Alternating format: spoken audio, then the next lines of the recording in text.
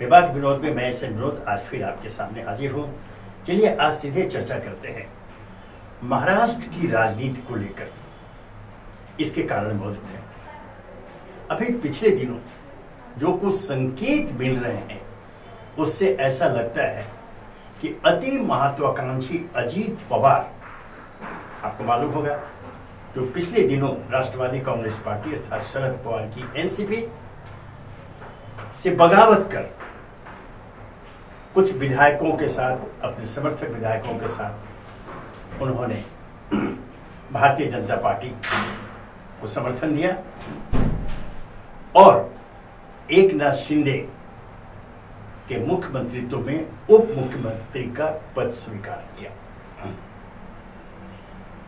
इस घटना के बाद से ही कयास लगाए जा रहे थे कि यह जो नया गठजोड़ है, भारतीय जनता पार्टी, शिवसेना का एकनाथ शिंदे गुट और अब राष्ट्रवादी कांग्रेस का अजीत पवार गुट, क्या इनके बीच वैसा तालमेल बैठ पाएगा जैसा कि भारतीय जनता पार्टी का केंद्रीय नेतृत्व चाहता है?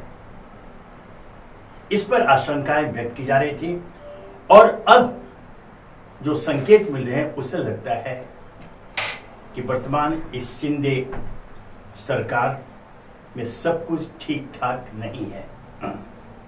ध्यान रहे, अजीत पवार कई अवसर पर अपनी महत्वाकांक्षा या मुख्यमंत्री बनने की अपनी महत्वाकांक्षा को प्रकट कर चुके हैं। वो स्पष्ट कर चुके कि मैं मुख्यमंत्री बनना चाहता हूं और इसके लिए कई बार उन्होंने पाला बदला उलटफेर किया, ये सब जग जाहिर है। लेकिन अब एकनाथ शिंदे के साथ उप मुख्यमंत्री, ध्यान रहे, एक और मुख्यमंत्री हैं भारतीय जनता पार्टी के देवेंद्र फडणवीस, दो उप मुख्यमंत्री हुए। तो उनके साथ इनके तालमेल को लेकर के जो चर्चा हो रही थी और उसके बाद जो खबरें आनी शुरू हो गई थी कि महत्वाकांक्षी अजीत पवार मुख्यमंत्री के दैनंदिन कामों में दखल अंदाजी करने लगे हैं। उन्होंने यहां तक कह दिया, चूंकि वित्त मंत्री है, वित्त विभाग उनके पास है, कि वित्त मंत्री के रूप में मुझे हर चीज जानने का अधिकार है। ध्यान है, उन्होंने अधिकार शब्द का प्रयोग किया और उसे चिन्हित किया। यह सामान्य कोई घोषणा नहीं है, इसके पीछे कहीं न कहीं कुछ वैसे रहस्य है जिनका खुलासा अभी तो नहीं हुआ, आने वाला दिनों में होगा। लेकिन इसने मुख्यमंत्री शिंदे को सचेत कर दिया और तब उन्होंने जो कदम उठाया है उससे एक संदेश अजीत पवार को तो मिला ही, अन्य जो बागी, ध्यान है मैं बागी शब्द का इस्तेमाल कर रहा हूं चूंकि यह प्रचलित है, जो शिवसेना से टूटकर जो सरकार में आए, खुद एकनाथ शिंदे, और जो एनसीपी से टूट करके सरकार में आए अजीत पवार गुट, इनके बीच तालमेल की बात होती है। लेकिन अब एकनाथ शिंदे ने एक अत्यंत ही कड़ा कदम उठाते हुए अजीत पवार को संदेश दे दिया है कि वे अपनी हैसियत को न भूलें। अब निर्णय के अनुसार जो फाइलें हैं, संचिकाएं हैं, वो अजीत पवार सीधे मुख्यमंत्री शिंदे को नहीं भेज पाएंगे।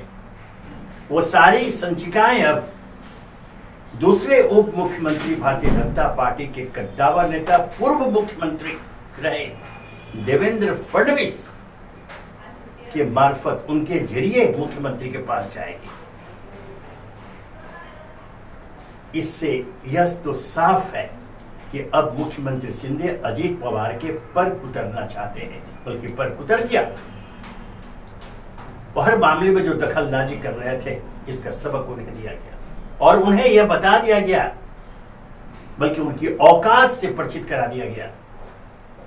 अब वो ऐसे उप मुख्यमंत्री अजीत पवार जो सीधे मुख्यमंत्री शिंदे के पास कोई फाइल नहीं भेज पाएंगे, उन्हें भेजना पड़ेगा दूसरे उप मुख्यमंत्री देवेंद्र फडणवीस के बाद, और वो भेजेंगे दिखने के बाद मुख्यमंत्री को।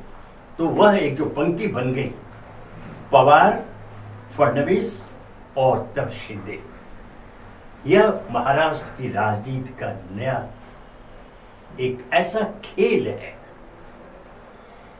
जिसके परिणाम, जिसको हम कहते हैं जब खेल में जो रिजल्ट आता है अंत में क्या होगा, इस पर अभी कुछ कहना तो मुश्किल है। लेकिन राजनीतिक समीक्षक लगभग एक मत हैं कि 2024 के लोकसभा चुनाव और उसके बाद 2025 में विधानसभा चुनाव के पूर्व, दोनों ध्यान रखें, दोनों चुनाव के पूर्व कोई बड़ा विस्फोट यहां की राजनीति में हो सकता है। क्योंकि महाराष्ट्र सिर्फ एक राज्य नहीं है, ध्यान रखें। पहले भी इस पर चिंतकों ने ध्यान नहीं दिया, चर्चा नहीं हुई, करने के कारण है एक राष्ट्र भारत में एक महाराष्ट्र प्रदेश है, ध्यान रखिए। और इसकी राजधानी मुंबई, जो देश की आर्थिक राजधानी कही जाती है, पूरे विश्व की नजरें मुंबई पर रहती हैं और जो वैश्विक कारोबार होता है उसका मुख्य केंद्र मुंबई ही है। पिछले दिनों कुछ कोशिश प्रधानमंत्री नरेंद्र मोदी के आने के बाद हुई, जो बड़े बड़े अनेक प्रोजेक्ट जो महाराष्ट्र में स्थापित होने जा रहे थे, होने वाले थे, उसे शिफ्ट किया गया गुजरात में।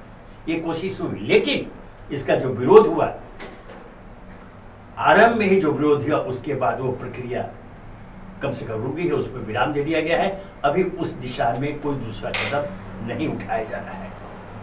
लेकिन ये सारी बातें मिलजुल के बोलती है कि महाराष्ट्र के महत्व को, इसके वैश्विक महत्व को ध्यान में रखते हुए यहां प्रदेश के लोगों के हित में आवश्यक है कि एक स्थिर सरकार काम करे।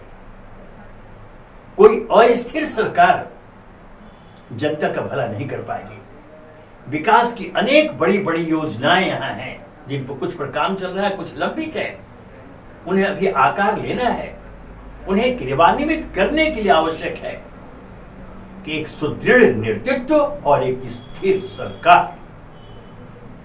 यह उम्मीद की जा रही थी कि यह जो अभी एक नाथ शिंदे गुट, शिवसेना के, भारतीय जनता पार्टी और अब अजीत पवार का वो कथित एनसीपी, जिसको बोलते हैं कि मेरा ही असली एनसीपी है, इनके बीच में अगर आवश्यक तालमेल नहीं हुआ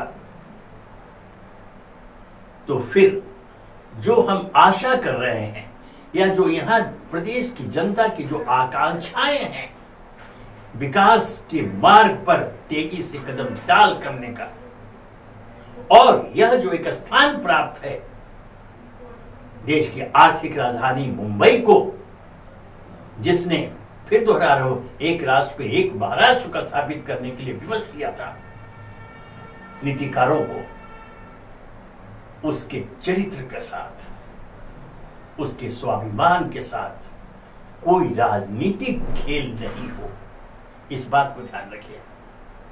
जब ऐसा आएगा तो कोई भी दल या गुट जो महाराष्ट्र में सक्रिय है, जो सत्ता में अभी भी है, जो विपक्ष में भी है, वे समझौता इस मुद्दे पर तो कभी नहीं करेंगे।